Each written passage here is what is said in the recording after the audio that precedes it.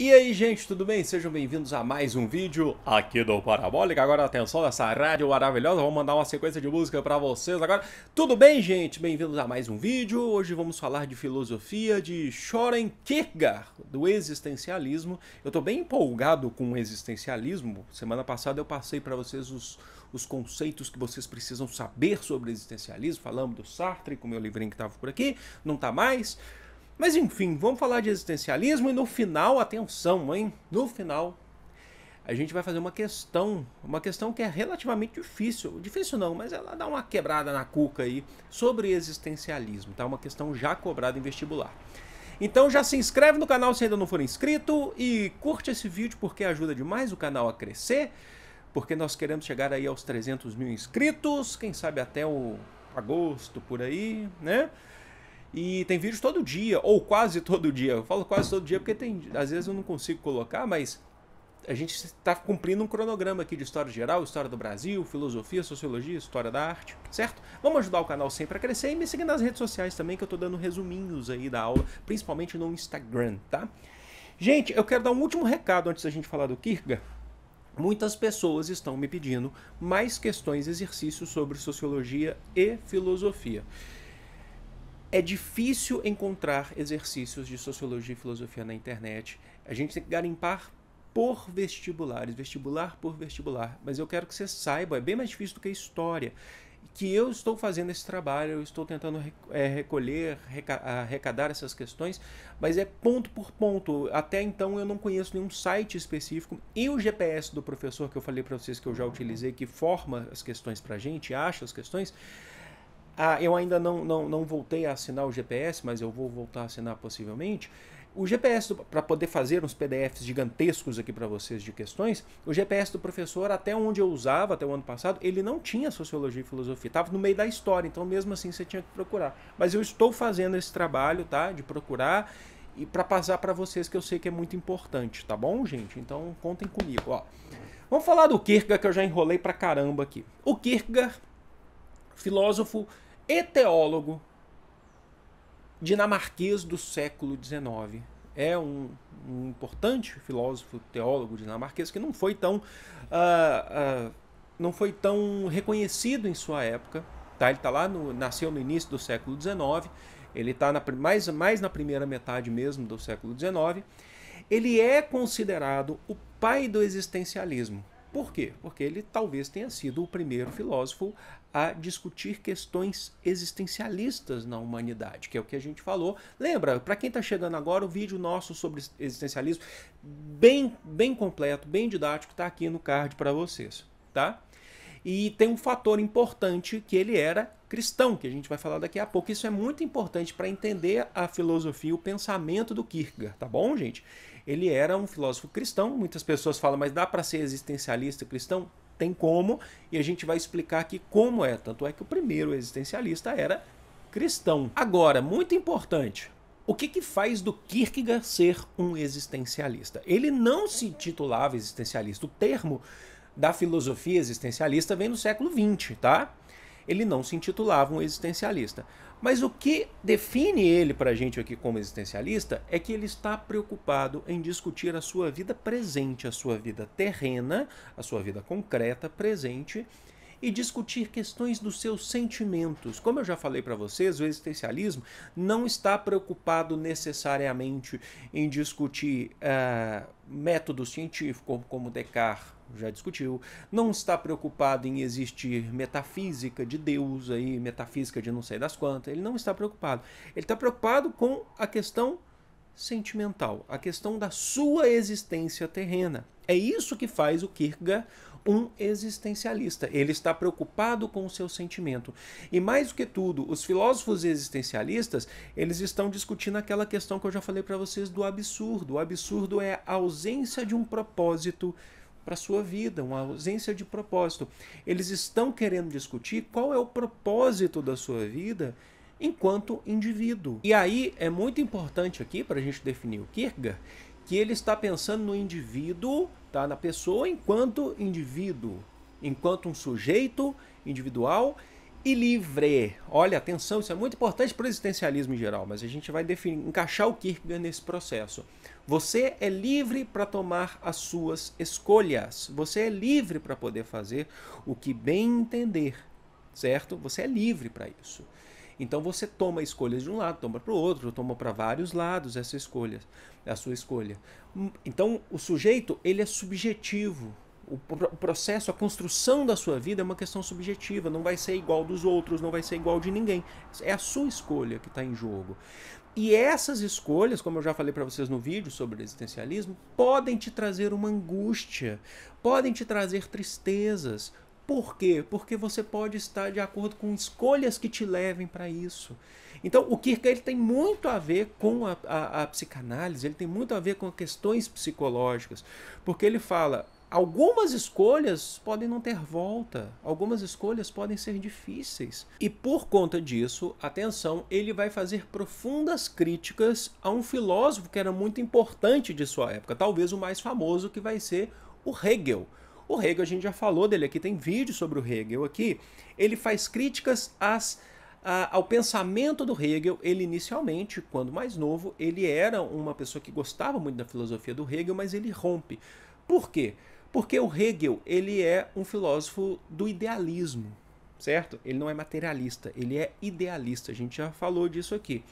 O Hegel acreditava na questão da dialética da ideia de Hegel, era que a sua ideia, ela fazia parte de uma transformação do universo, uma transformação do mundo. Então, através do seu pensamento, através da ideia. O Kierkegaard, ele não acha isso. O Kierkegaard, ele está falando da sua vida presente, a sua vida terrena, a sua vida sentimental, as angústias que você passa, as experiências que você passa. Então não advém da ideia. Isso é muito importante porque para ele, é muito interessante isso, porque para ele, ele tem profundas críticas, por exemplo, à razão. Ele tem profundas críticas, por exemplo, a essa busca incessante pela ciência para poder explicar o mundo, para poder explicar o universo, porque para ele vale muito mais o seu sentimento, vale muito mais a sua experiência, a sua forma de vida, que é subjetiva, que é a partir da sua liberdade plena, através das suas escolhas. E aí chega a parte mais importante do Kierkegaard, que é a questão, a teoria dele dos estádios. O que significa isso? Ele acredita que a gente passa por estádios. Estádios são processos da vida, que para ele são 3, tá? Estádio ou estágio, tá? Ele chamava de estádios. Você passa de inferior para superior. Então é uma questão de sequência. 3 estádios da vida que ele vai explicando para a gente como que a gente está vivendo, como que é essa vida terrena nossa. Vamos lá então. O primeiro estádio para o Hegel, ele vai chamar de estádio estético. E o que é isso? Estádio estético é aquela pessoa que vive apenas o prazer momentâneo. Aquela pessoa que ela não se preocupa necessariamente em ter relações duradouras com outras, que não se preocupa necessariamente em viver em sociedade se preocupando com o que o outro vai pensar ou com o que ele mesmo pensa do outro. É uma vida pautada no hedonismo, no prazer terreno. E esse prazer, ele é rápido. Você vive, tem o prazer rápido e passa. Certo? Então essa é a vida estética, é uma vida de aparência, não é uma vida de essência. É uma vida de busca por prazer. E principalmente o prazer sexual. Aquele que só busca o prazer sexual e esse prazer sexual o satisfaz naquele momento. Só que para o Kierkegaard, esse prazer que você está buscando momentaneamente, ele aumenta o vazio da sua vida. E quanto maior o vazio, mais difícil de preencher. Pensa em uma bacia que você tem que preencher com algumas coisas. Quanto maior essa bacia, mais tempo vai demorar para você preencher. Mais tempo vai demorar para você colocar as coisas. Mais difícil vai ser. Então, para ele, quanto mais você busca uma vida só no prazer, maior é o vazio, maior é o absurdo, que é a falta de propósito de vida. Então é uma vida estética, pautada só na aparência. Dessa vida estética, a gente passa para a vida ética. E é simples. O estádio ético, para o Kierkegaard, é o estádio pautado em relações um pouco mais duradouras, que vai se caracterizar principalmente na constituição de uma família, de uma constituição de um matrimônio, o casamento. E esse estádio que a gente está falando, que é o estádio ético, ele se chama esse estádio ético porque você agora está seguindo os passos de que uma sociedade está propondo para você. Você ainda não está com a sua escolha individual. Ele está passando os passos. Por quê? Porque o casamento, o matrimônio em determinado local, determinada religião, ele te coloca, tá? É quase uma ideia social que a sociedade coloca que você precisa se casar, que você precisa constituir família. Então é um estádio ético, pautado em leis morais, os dogmas religiosos, dogmas da sua igreja que fez você, né, seguir essa ideia do casamento. Significa que o estádio estético, o prazer momentâneo, ele foi abandonado? Não. 100% abandonado não, mas ele fica mais limitado, ele fica dentro do contexto do seu casamento, dessa relação mais duradoura. Você pode continuar sentindo prazer, sobretudo sexual, mas dentro de uma vida a dois, dentro de uma ideia de monogamia, de um casal. Entenderam como é que funciona? E se o estádio estético te levava à angústia, quanto maior o vazio, o estádio ético, que está tirando, de certa forma, essa sua liberdade, ele te leva ao arrependimento. Você passa por todos esses momentos, olhando para trás, vendo que você já foi uma pessoa que buscou prazer, que agora você está no matrimônio, e você vê que você não tem mais essa liberdade plena, certo? Não tem porque você não quer ter. E aí o que acontece?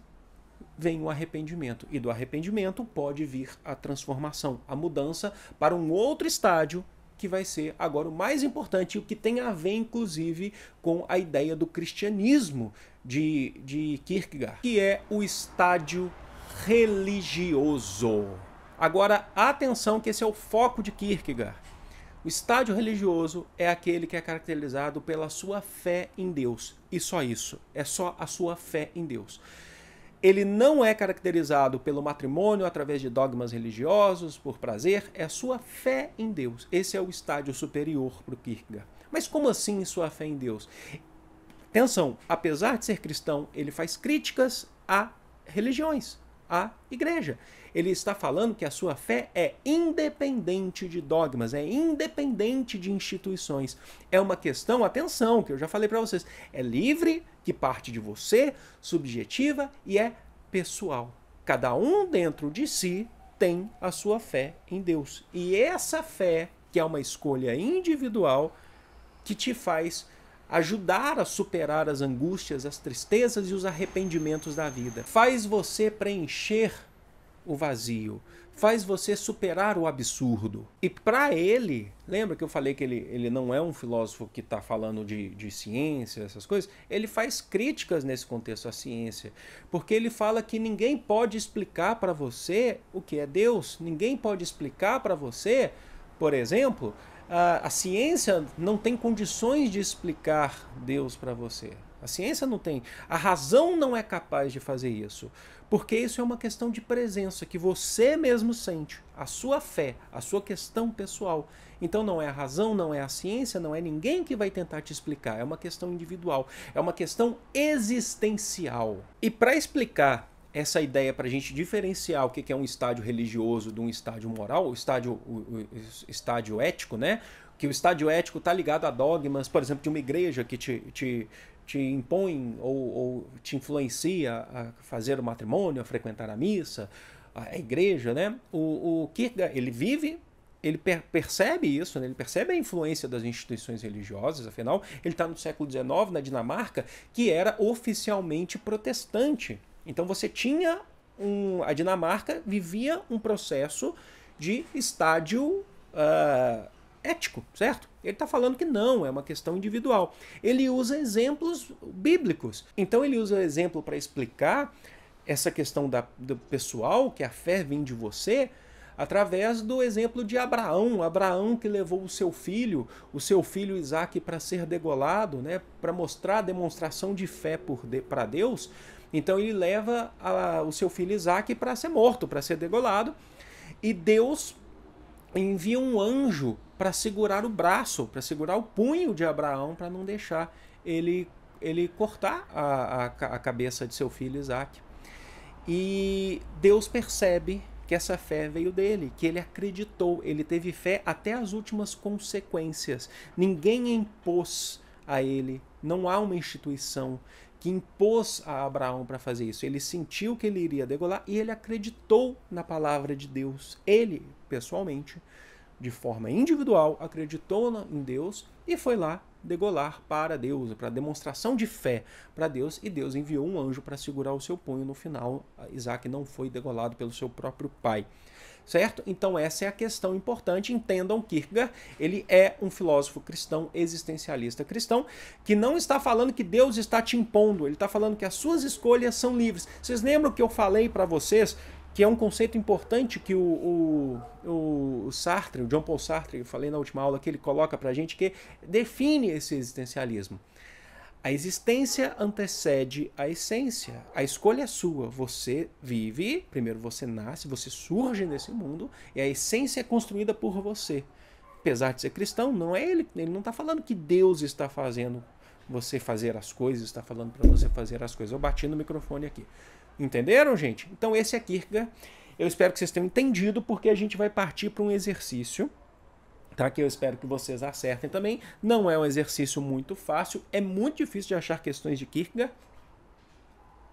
E essa não é só de Kierkegaard, é sobre existencialismo em geral. Vocês já estão vendo aí na tela. É uma questão que caiu, foi cobrada no segundo vestibular, o vestibular de inverno da PUC Goiás, no ano de 2015, se eu não me engano. Então é no ano de 2015, no vestibular da PUC Goiás. Certo? Vamos lá. Aqui está a questão 3, vocês estão vendo aí, e tem um texto prévio, que é anterior a esse, mas ele é um texto da prova, tá? Que eu não coloquei aqui, mas o que importa é o texto que está abaixo mesmo. Ó, vamos lá. O texto 1 apresenta no seu primeiro verso uma das temáticas que norteiam bem a situação do homem contemporâneo, a angústia. Então é um texto, é uma questão que está falando do existencialismo, mas puxando para a nossa atualidade, para a gente ver o quanto que o existencialismo ainda é presente e influente na nossa atualidade. É interessante observar que esse tema ganha força na atualidade, principalmente pelo viés do consumo. Veja o fragmento abaixo, agora que é importante. Diante de um mercado forte e diversificado, o homem da sociedade contemporânea é continuamente bombardeado por sedutoras peças publicitárias que prometem bem-estar, status, conforto, proteção imediata e ilusão de segurança. Com a chegada das festas de fim de ano, a lógica do consumo logo existo. Segundo a qual o bem-estar é conquistado pela aquisição de produtos, se torna ainda mais evidente. Em casos extremos, a compulsão de compras pode se tornar patológica. Então tá, aí você tem o local, né, a fonte de onde é retirado o texto, e aí a gente tem frases, né, que é aquela questão, apenas A e B estão certas, apenas 1 e 2 estão certas. Esse tipo de questão, ela é comum em outros vestibulares. No Enem ela não é comum, não significa que não vai cair, mas nos últimos Enems ela não existe. Mas é importante que vocês façam questões assim, mesmo que você vai tentar só o Enem e esse tipo de questão, o formato dela não é muito comum em Enem, é importante que vocês façam, porque conhecimento nunca é demais, certo? Sobre essa temática, que é a temática do consumo, a angústia da atualidade, que envolve o homem e o fragmento anterior, analise as proposições a seguir. 1. Nietzsche, que a gente tem aula aqui, um dos pensadores mais importantes do século XIX, retorna até os gregos para defender Sócrates. Afinal, ele foi o primeiro a encaminhar a reflexão moral em direção ao controle racional das paixões.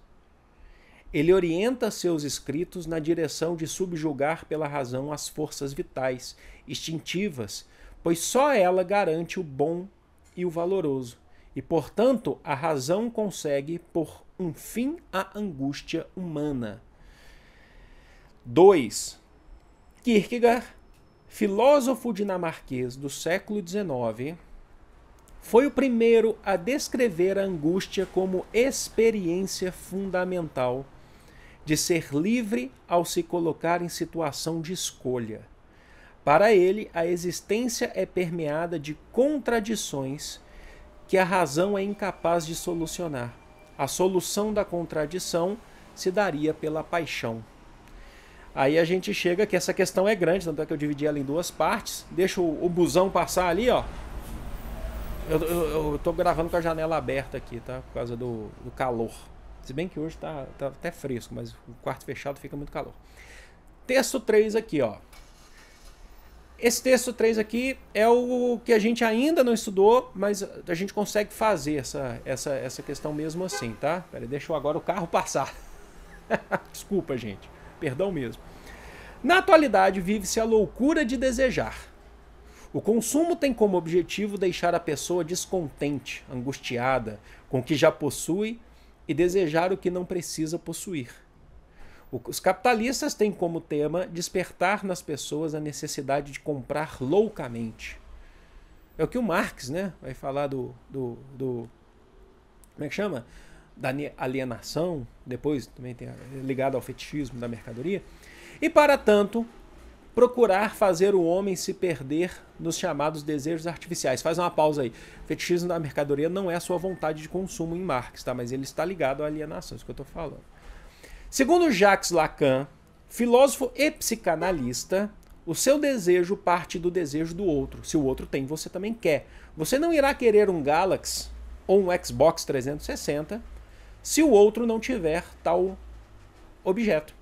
Para o desejo se constituir enquanto tal, existe a necessidade do outro. Para Lacan, o desejo do homem é o desejo do outro. Aí fica aqui uma ideia de falar para vocês que o Jacques Lacan, ele é filósofo e psicanalista, mas ele está muito mais ligado à psicanálise, tá? Eu vejo mais Lacan através, inclusive, dos estudos da minha companheira Vivian, como eu falo para vocês, ela é estudante de psicologia. Tá? Mas ele não chega a ser um filósofo no conceito da filosofia cobrado aqui. Mas mesmo assim, por isso que eu falei para vocês que tem coisas que a gente não teve ainda. Eu posso até juntar o material aqui de Lacan para vocês, mas dá para fazer essa questão mesmo assim. 4. Agora sobre o Hegel.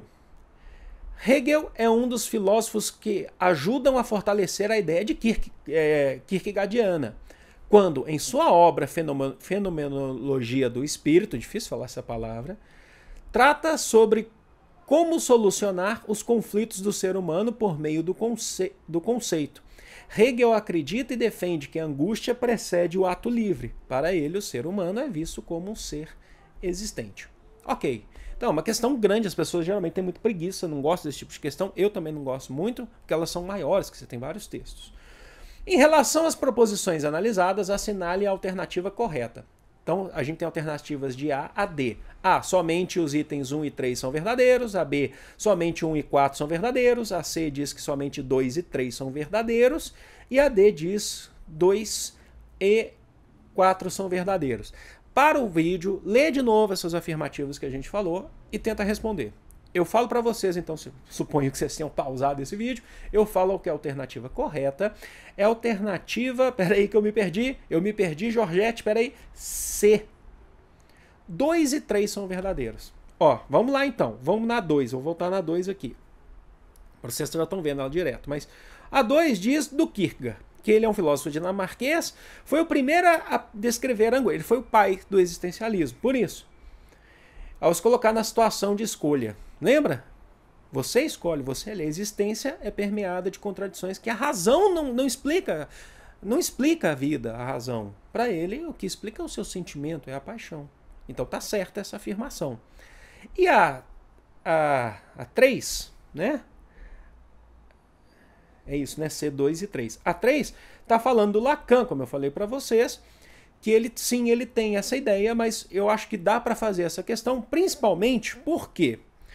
Porque se a gente olha, por exemplo, a primeira afirmativa, vamos pensar na 4. Na afirmativa 4, que fala aqui do Hegel, o Hegel está falando que o Kierkegaard, que ele foi o que fortaleceu a ideia do Kierkegaard. Não, o Kierkegaard era oposto ao Hegel, então ele não fortaleceu. A gente já mata essa questão por aqui, eu falei para vocês na aula. O Hegel não fortaleceu a ideia do Kierkegaard, eles se opunham em ideias. O Kierkegaard está falando do seu sentimento enquanto terreno, o seu sentimento presente, indivíduo atual e subjetivo, indivíduo. O Hegel está falando de uma ideia. Ele está partindo da universalidade das ideias, certo? Então não pode ser. Então, por exemplo, não poderia ser afirmativas que tem 4 aqui. A B não pode ser e a gente elimina a D, que tem aqui afirmativas 4.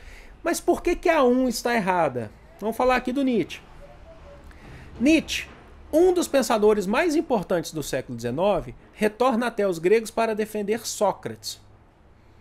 Ele foi o primeiro a encaminhar a reflexão moral em direção ao controle racional. O Nietzsche, ele faz críticas ao racionalismo. O Nietzsche, ele fala que a gente não conseguiu equilibrar o emocional e o racional. Ele está falando que a nossa razão, ela é tão forte que a gente utiliza a nossa razão para construir esse mundo que a gente tem e a gente acaba causando dor, a gente acaba causando o caos, entenderam? É um conceito que eu acho muito importante, que é o mesmo jeito que a ciência, a razão, consegue descobrir tratamentos extremamente importantes para curar doenças, como câncer, essa mesma razão é utilizada para construir uma bomba atômica, para destruir em uma guerra pessoas. Então ele é um cara que tenta frear a razão. Então tá errada a 1. Então, gente, sabendo que a 1 e a 4 estão totalmente erradas por esses conceitos, a gente sabe que a 3 está certa, pelo Kierkegaard. A 2, a gente tinha dúvidas por não ter estudado necessariamente o Lacan, mas não nos resta, tô tirando aqui, não nos resta outra alternativa a não ser a 2 e a 3. Porque, por exemplo, alguma outra questão que teria 3 seria a A. Só que a gente sabe que a 1 está errada porque o Nietzsche freia a razão, certo? Bom, espero que vocês tenham entendido. Essa questão ela foi um pouco mais difícil. Deixem aí nos comentários o que vocês acharam. Eu prometo que eu estou procurando sempre mais questões. Esse vídeo está ficando muito grande, mas é muito importante, certo? Espero que vocês tenham entendido o Kierkegaard, o existencialismo de Kierkegaard, tá? Bom, amo vocês de coração. Vou ficando por aqui. Um grande beijo. Fui! Curte o vídeo que ajuda, hein?